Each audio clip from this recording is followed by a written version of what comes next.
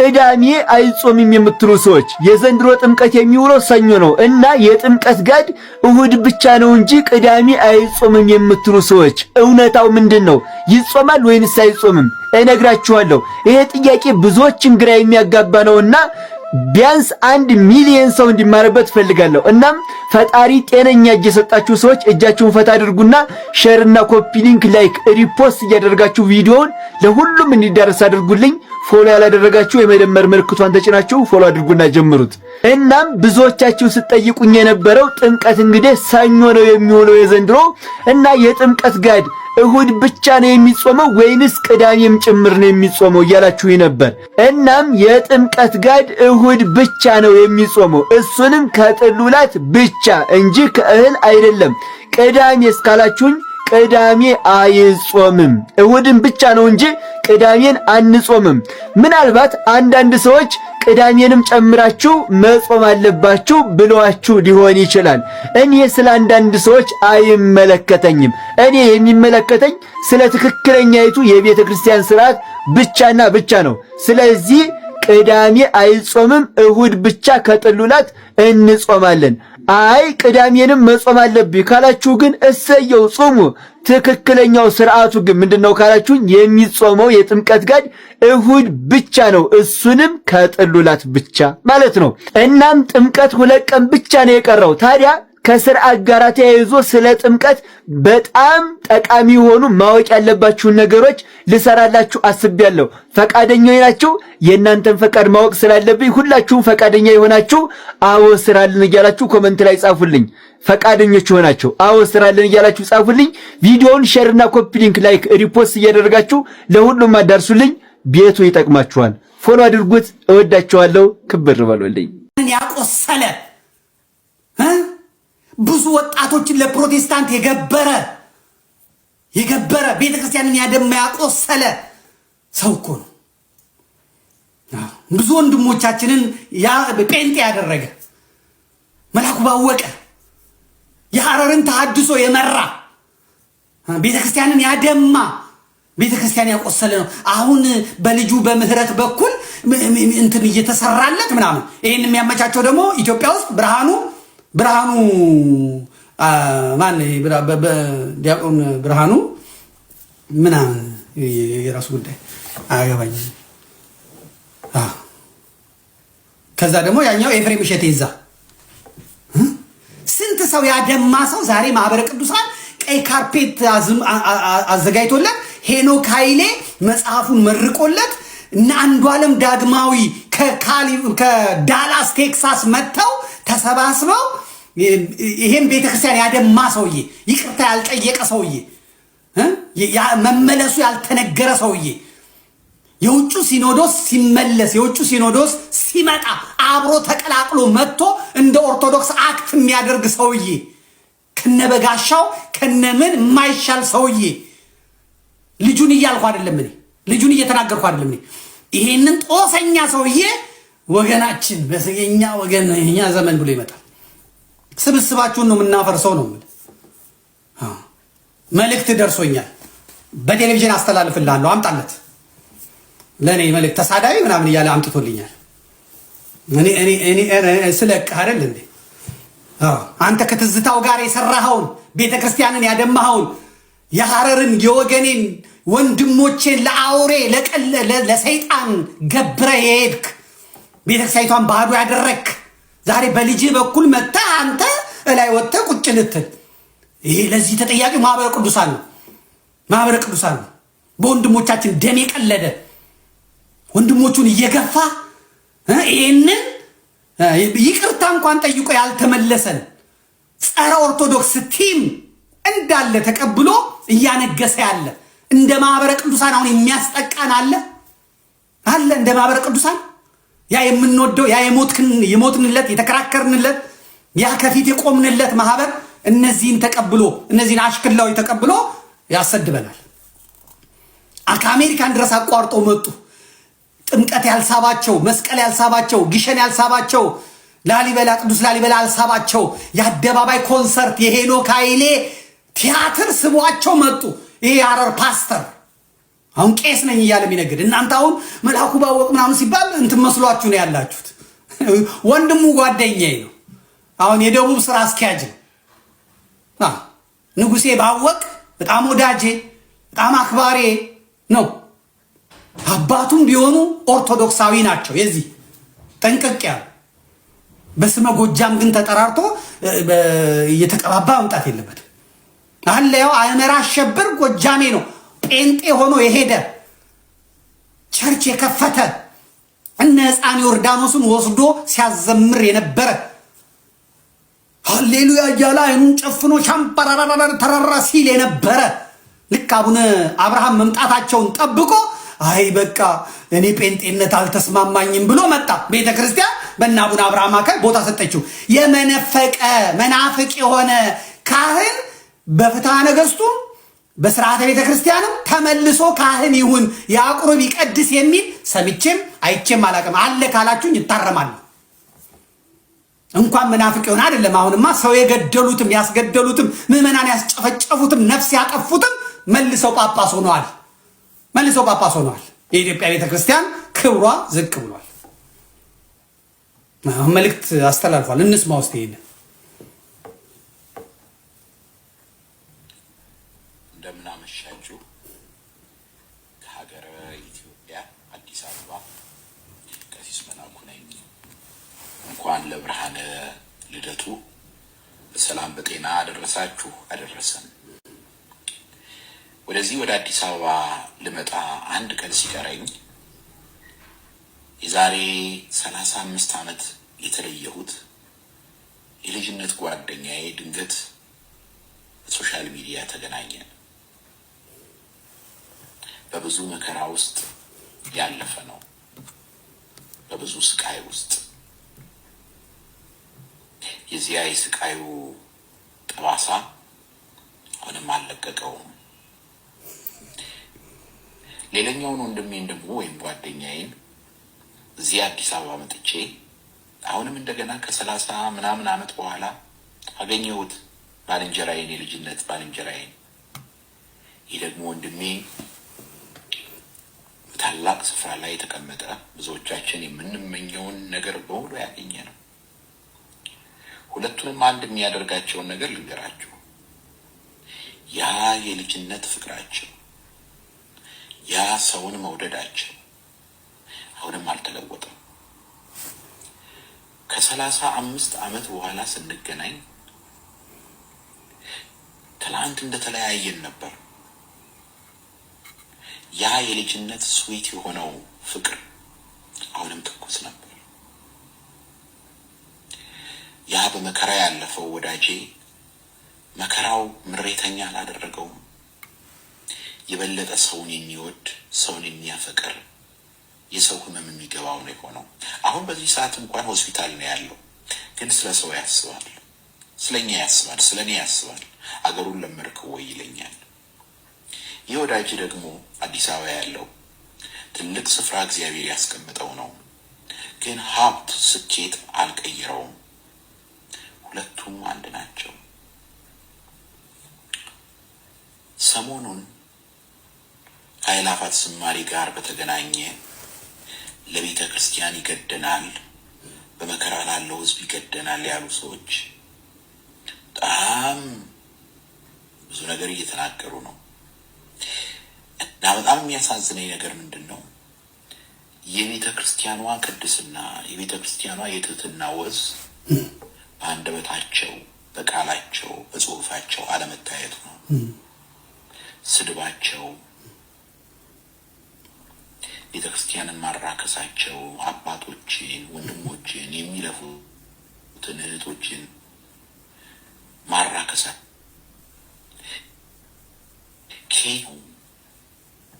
ስድብን፣ ጥላችን፣ መንፈሳዊ ገልን ሰው ማን ነው? የጆኒ ራጋ ልጆች አስፈራሩህ እንዴ? እኔን እኔ ማንንም አልፈራም ወዳጅ፣ ከእግዚአብሔር ውጭ ማንንም አልፈራም። በመሰረቱ እኔ እግዚአብሔርን ብቻ እፈራለሁ። ሌላውን ግን ማንንም በዚህ ምድር ያለ ማንኛውንም ነገር አልፈራም። ይሄን ወቁልኝ። እኔን ማንም ማስፈራራት አይችልም። እኔም አልፈራውም። ቢፎክር ቢያቅራራ እኔ ገብረ ሥላሴ ነኝ፣ ማንንም አልፈራም። እኔ ገብረ ሥላሴ ነኝ። የምፈራው አንድ ፈጣሪን እግዚአብሔርን ብቻ ነው። ምክንያቱም የምተማመነው በሱ ነው። የሚያድን የሚገድል እሱ ነው። ሌላው ነገር ምናምንቴ ነው በሙሉ። በዚህ ምድር ያለ በሙሉ ኃይል አለኝ ብሎ ምዕመናንን የሚያስጨንቅ ህዝብን የሚያስጨንቅ ሁሉ ምናምንቴ ነው። በእኔ ዘንድ በእግዚአብሔርም ዘንድ ምናምንቴ ነው፣ ይጠፋል። ታሪክ ሆኖ ይቀራል። ስለዚህ በዚህ ዓለም ያለ ማንኛውንም ፍጥረት አልፈራም ከእግዚአብሔርና ከቅዱሳን በቀር። ቅዱሳንን ግን አከብራቸዋለሁ፣ እፈራቸዋለሁ። እንደዚያ ነው ወዳጄ። እና የጆኒ ራጋ ልጆች አስፈራሩህ እንዴ ለሚለው ማን ናቸው እነሱ? ማን ናቸው? እኔን ማስፈራራት አይችሉም ለማለት ያህል ነው። ሰላም ሁኑልኝ። በቀደሙ የአባቶቻችን ታሪክ ነገስታት በቤተ ክህነቱ እጃቸውን ሲያስገቡ ቤተ ክህነቱ ይታመሳል። ቤተ ክህነቱ ይታመሳል፣ ነገስታቱ እጃቸውን ሲያስገቡ ማለት ነው። ዛሬም እየሆነ ያለው ይሄ ነው። ዛሬም እየሆነ ያለው ይሄ ነው። አይሾው ስፒድ ለምን ቅድስት ሥላሴ ቤተክርስቲያን ለምን ገባ? ለምን ቀኖና ቤተክርስቲያን እንደዚህ አሰ? ለምን ስራ ቤተክርስቲያን እንደዚህ? ለምን ሙሰኞች እንደዚህ? በቃ ከላይ ነው። በቃ ከላይ ነው። ከላይ ጳጳሳቱ ላይ የመንግስት እጅ አለ። መንግስት እጁን ከጳጳሳት ላይ አላነሳም። አባቶቻችን ቤተክርስቲያኒቱን በቀኖና ቤተክርስቲያን እንዳያስተዳድሩ መንግስታዊ ጫና አለ ከላይ። የተሐድሶ መንፈስ የሌለበት አገልጋይ መድረክ ላይ የቆመ ስንት ይገኛል? መፍትሄው ምንድን ነው? ሁለት ነው። አንደኛ መድረኩ ላይ ያለ ቤተ መቅደስም ያለ በስልጣንም ያለ ቅዱሳንን መምሰል አቅቶሃል? እንደ ታዘዘው እንደ ሥርዓቱ እንደ ፍትሐ ነገሥት እንደ ሐዋርያት ሲኖዶስ እንደ ክርስቶስ እንደ መድኃኒታችን ትእዛዝ መኖር አቅቶሃል? ስለ አቃተ ብቻ ቤተ ክርስቲያን አንተን እንድትመስል አታደርጋት። ለአንተ ፈቃድ አታበላሽ። ልቀቅ። ጳጳስም ብትሆን ልቀቅ። ቄስም ብትሆን ልቀቅ። ዲያቆንም ብትሆን ሰባኪም ዘማሪ ነኝ የምትልም ብትሆን ልቀቅ። ልቀቅ። እዚህ ምን ትሰራለህ? አንተ ቤተ ክርስቲያን እንደምትፈልገው እንደ ትናንቱ እንደ ጥንቱ እንደ እውነቱ እንደ መጽሐፉ እንደ እግዚአብሔር ፈቃድ እንደ መንፈስ ቅዱስ ሐሳብ መኖር ካቃተ ልቀቅ። ለምን አንተ እንድትመስል ታረጋታለህ? ለምን እኔ እንድትመስል አረጋታለሁ? ቤተ ክርስቲያን የምትመስለው ክርስቶስን ነው። ከሱ በታች እመቤታችን ቅዱሳንን ነው የምትመስለው። በጣም ብዙ ነገር እየተቀየረ ነው። ብዙ ነገር እየተበላሸ ነው። በጭብጨባ በሆሆታ የሚሆን ነገር የለም። እኔ ዳይን ነው የምዋጣው። ስለዚህ ቤተ ክርስቲያንን ራሳችንን ምክንያቱም የእኛን ፈቃድ ስናስመስላት ሰይጣን እንድትመስል እያደረግናት ነው። ለዛ ነው በሰው ታዝሎ ሰይጣን ጸላዔ ሰናያት መድረክ ወጥቷል፣ አውደ ምሕረቱን ተቆጣጥሯል በዚህ ዘመን። ይህን ደጋግሜ ተናግሬያለሁ። አሁን የምናገረው እሱ ነው። ምክንያቱም እየተደረገ ያለው ነገር በየመድረኩ በብዙም በጥቂትም በስብከትም በመዝሙርም በምንም በለው በአጠቃላይ በቤተ ክርስቲያን እየተደረገ ያለው አብዛኛው ነገር ቤተ ክርስቲያንን እኛን ወደ መምሰል እያወረድናት ነው። እኛ ቅድስት ቤተ ክርስቲያንን ወደ መምሰል መውጣት ሲያቅተን እኛ ወደኛ እያወረድናት ነው። ስለዚህ ተው፣ ግድ የላችሁም። ተው፣ ከዚህ በላይ ጥፋት ይመጣል። ተው፣ የመጨረሻው ጥፋት የመጣ ቀን ሁላችንም አንሸከመው። ተው፣ ለትውልድ እንዘን። ምን በላው አተን ከሆነ ለምን ሰርተን አንበላም? በሞቴ ለምን ቤተ ክርስቲያንን መሸቀጫ ያደረግናት? ለምን? ይህን ነው አደራ እምላችሁ። ይሄ ነው አደራ። ይሄ ነው የአባቶች፣ ይሄ ነው የቅዱሳን አደራ። ይሄ ነው ሰማያዊ አደራው። ቤተ ክርስቲያን ክርስቶስና ቅዱሳን ብቻ ነው የምትመስል።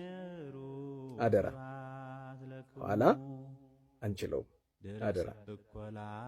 እግዚአብሔር አምላካችን ክብር ምስጋና ይድረሰው። እመቤታችን ድንግል ማርያም ክብር ምስጋና ይድረሳት። ንጹሐን ሁሉ ክብር ምስጋና ይድረሳቸው። በሰላም ያውለን። ምንም እንደቀጠለ ይገኛል። ታዋቂው ራፐር ድምፃዊ እንደዚሁም ደግሞ የዩቲዩብ ላይቭ ስትሪመር የሆነው ዲዲጄ ወደ ኢትዮጵያ ለመምጣት ዝግጅት እያደረገ እንደሚገኝ በዚህ ሰዓት ላይ ገልጿል። ወደ ኢትዮጵያ መምጣት እፈልጋለሁ ሲልም መግለጹን እየተመለከት እንገኛለን። አይሾ ስፒድን ከተመለከተ በኋላ ኢትዮጵያንም በቪዲዮ ከተመለከተ በኋላ በቀጥታ ወደ ኢትዮጵያ መምጣት እንደሚፈልግ ነው ይህ ራፐር ዲዲጄ የገለጸው። ይህንን መልእክቱን ታዲያ እንደምትመለከቱት ከ1.3 ሚሊዮን በላይ ተከታይ ባለው የትዊተር ገጹ ላይ ወደ ኢትዮጵያ መምጣት እፈልጋለሁ ሲል ገልጿል። አዶናይ ይመለከተዋል፣ በደንብ ይመለከተዋል። ምክንያቱም መጀመሪያ የድርጅቱን ባለቤት ነው ማንሳት ያለብሽ ማሪ። እሱ ልነግርሽ ነው ሀቡዬ። እኔ መጀመሪያ ዲል ሳረግ ከአብሪ ሞተርስ ጋር ነው ዲል ያደረግኩት። አዶናይን አላውቀውም፣ አልነበረም አዶናይ። ከዛ በኋላ ግን መሀል ላይ ላናግራቸው ስሄድ እኛን ይመለከተናል አሉ። አዶናይም ቅዱስ ከዚህ በኋላ ከማንም ጋር እንዳታወሪ ከኔ ጋር ነው የምታወሪው ብሎኛል። ከኔ ጋር ነው ኮንታክት የሚኖርሽ ብሎኛል ማለት ነው። ምክንያቱም የቻሌንጁን ነገር እኔና አዶናይንን ሃንድ ሊያደርግ ነው ብሎኛል። ለዛ ነው ይመለከታቸዋል የምለው። ፕላስ ደግሞ በዚህ መሀል ውስጥ ሲያወሩኝ የነበሩት መረጃውን ሲከታተሉ የነበሩት ከሷም ወገኔ አዶናይ እነሱን አታናግሪ፣ ከዚህ በኋላ እኔን ነው ዳይሬክት የምታናግሪው በዚህ ጉዳይ ያለሽ። በቮይስ ነው በቴክስት ነው በኮል ነው ማስረጃ አለሽ? አዶናይ የላከልኝ ቴክስቶች ምን አይነት ቴክስቶች መሰለሽ? እንዳሸነፍኩኝ አለ፣ ሴሪሞኒው ተዘጋጅቶ እንደሚሸልሙኝ በቃ ይሄ አለ አይደለ? ስለ ድርጅቱ ኢንፎርሜሽን የሚነግረኝ እሱ ነው። ቀኑ እንደዚህ ሆነ፣ እንደዚህ ነው፣ በዚህ ሰዓት ነው፣ በዚህ ነው የሚለኝ እሱ ነው። ቻሌንጁንም አናውንስ ያደረገው አዶናይ ነው። ቪዲዮ ሰርቷል። እኔ ራሴ ነኝ የሚሸልማችሁ ብሏል። ይሄም አንድ ማስረጃ ነው ብዬ አስባለሁ። እኔ እዚህ ነገር ውስጥ ላለመግባት በቃ ተው ብያለሁ። ምክንያቱም እኔም ኢንፍሉዌንሰር ነኝ፣ እነሱም ኢንፍሉዌንሰር ናቸው። አንደርስታንድ አደርጋለሁ። ከነሱ ጋር ምንም አይነት እንትን ውስጥ መግባት አልፈልግም። እንድንደጋገፍ ነው የምፈልገው። ግን አዶን ነው ተሳስተውም ሊሆን ይችላል። ጉዳዩ ላይ በደንብ ገብተዋል። መጀመሪያ ደረጃ የቻሌንጁን ቪዲዮ ሰርቶ ፖስት ያደረገው አዶናይ አድርጓል አይደለም? ቻሌንጁን አንቺ ስትጨምሪ ከአንድ ወር ከ20 ቀን በፊት የማንን ቪዲዮ አይተሽ ከየት ሰምተሽ ነው? የሆነች ፌመስ ልጅ አለች፣ እልክልሻለሁ ሁሉም ቪዲዮዎች ስላሉኝ። አዶን ነው ዋትሳፕ ካለሽ ቴሌግራም ካለሽ ነው።